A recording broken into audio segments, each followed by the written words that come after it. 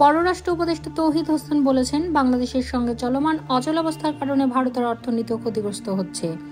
দ্রুত অচলাবস্থা কেটে যাবে বলে আশা করছি।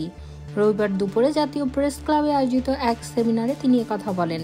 40তম শার্ক চার্টার দিবস উপলক্ষে এই সেমিনারের আয়োজন করে শার্ক জার্নালিস্ট ফোরাম। সেমিনারে প্রধান অতিথির বক্তৃতায় তৌহিদ হোসেন বলেন, গত 2-3 মাস ধরে যে দ্বিপাক্ষিক অর্থনৈতিক মন্দা যাচ্ছে তা ভারত ও বাংলাদেশ উভয়কেই প্রভাবিত করছে। 5 আগস্টের আগে এবং পরে ভারতের সঙ্গে সম্পর্কের গুণগত পরিবর্তন হয়েছে। এটা মেনে নিয়ে দেশটির সঙ্গে আমাদের সম্পর্ক এগিয়ে নিতে হবে। তিনি আরও বলেন, সোমবার ভারতের পররাষ্ট্র সচিব আসছেন।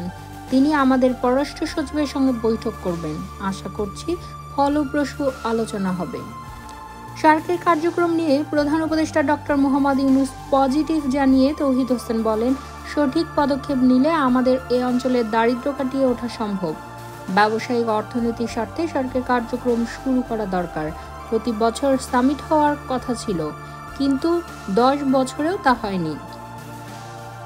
পররাষ্ট্র উপদেষ্টা শার্ক প্রসঙ্গে ভারতের সাবেক কূটনীতিক মুচকুন্দ দেবকে উদ্বুদ্ধ করে বলেন, শার্ক এখন মৃত, তবে তাকে কবর দেওয়া যেন না হয়। আমিও তার সঙ্গে একমত। এ অঞ্চলের মানুষের জন্যই শার্ককে এগিয়ে নিতে হবে।